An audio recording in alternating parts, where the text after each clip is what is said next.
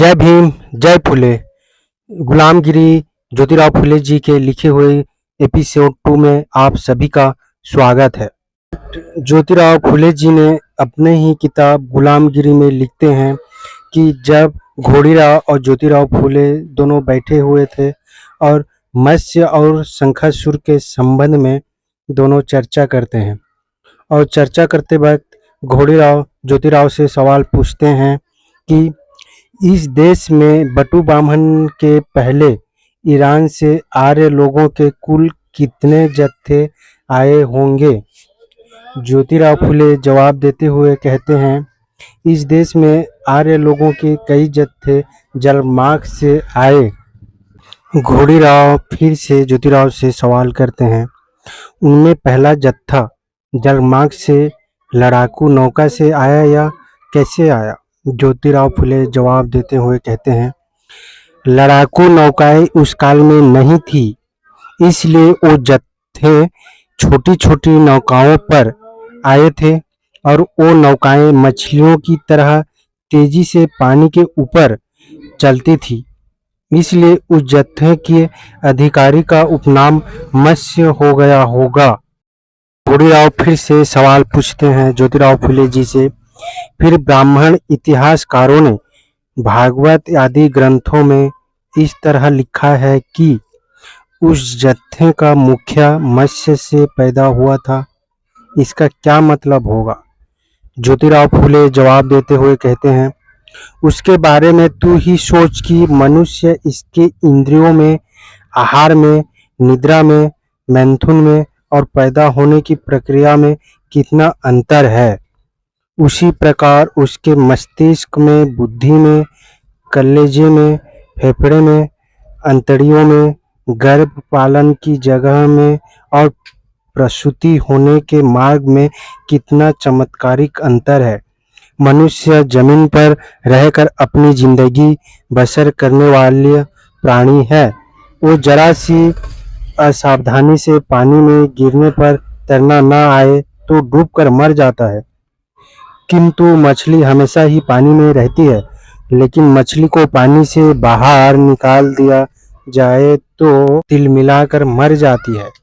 नारी स्वभाव रूप में एक समय में एक ही बच्चे को जन्म देता है, लेकिन मछली कई सारे अंडे देती है।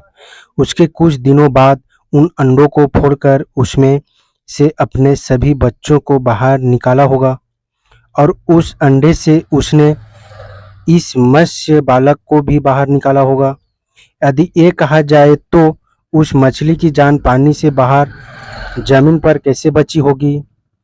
शायद उसने पानी में ही उस अंडे को फोड़कर उस मत्स्य बालक को बाहर निकाला होगा। यदि यही कहा जाए तो उस मत्स्य मानव जैसे बालक की जान पानी में कैसे बची होगी।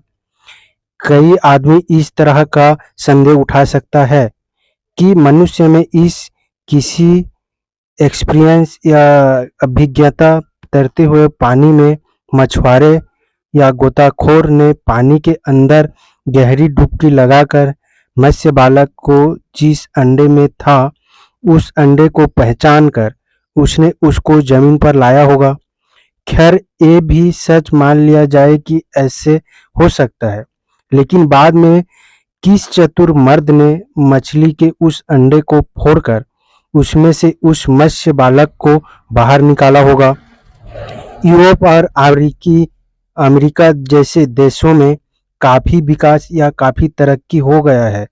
वहाँ बड़े बड़े ख्याति प्राप्त विद्वान चिकित्सा शास्त्र में विशेषज्ञ हुए हैं। फिर भी उसमें से किसी एक ने अपनी छाती पर हाथ रखकर यह दावा नहीं कर सकता है कि मैं मछली के अंडे को फोड़ करके उसमें से बच्चों को जिंदा बाहर निकाल सकता हूँ या निकाल देता हूँ। खैर वो अंडा पानी में है। इस तरह का महत्वपूर्ण संदेश किस अमर मछली ने पानी से बाहर आकर उस गोताखोर को बताया होगा और उस जलचर संदेहा वाहक की भाषा मानव को कैसे समझ में आई होगी। इस प्रकार की एक से अधिक शंकाओं या डाउट का इतिहास और उन लेखों से सही समाधान होना बिल्कुल असंभव है। इसलिए उसके बारे में ये अनुमान होता है कि बाद में कुछ मूर्ख लोगों ने मौका मिलते ही अपने प्राचीन ग्रंथों में इस तरह की काल्पनिक कथाओं को घुसेड़ दिया गया होगा। घोड़ेराव ज्योतिराव से सवाल करते हैं कि अच्छा, फिर सवाल ये आता है कि उस जत्थे का नाम अपने लोगों के साथ किस जगह पर आकर रुका होगा? ज्योतिराव फुले जवाब देते हुए कहते हैं, पश्चिम के समुद्र को पार करते हुए वो एक बंदरगाह पर उतरा। घोड़ीराव, उस बंदरगाह पर उतरने के बाद उसने क्या किया होगा? ज्योतिराव फुले जवाब देते हैं, उसने शंखसुर नाम के क्षत्रपति को जान से मार डाला और उसके राज्य को छीन लिया। बाद में शंखासुर का वो राज्य मत्स्य के मरते समय तक आर्य लोगों के अधिकार में बगैर खतरे के रहा। मत्स्य के मरते ही शंखासुर के लोगों ने अपना राज्य वापस लेने के उद्देश्य से मत्स्य के कबीलों पर बड़ा ही खतरनाक हमला बोल दिया। घोड़ीराव फिर से सवाल करते हैं ज्योतिराव फुले जी से, बाद में इस खतरनाक हमले का क्या परिणाम हुआ? ज्योतिराव फुले जवाब देते हैं, उस हमले में मत्स्य के कबीले की करारी हार हुई, इसलिए उसने युद्ध भूमि से ही भाग जाना बेहतर समझा और वो भाग निकला।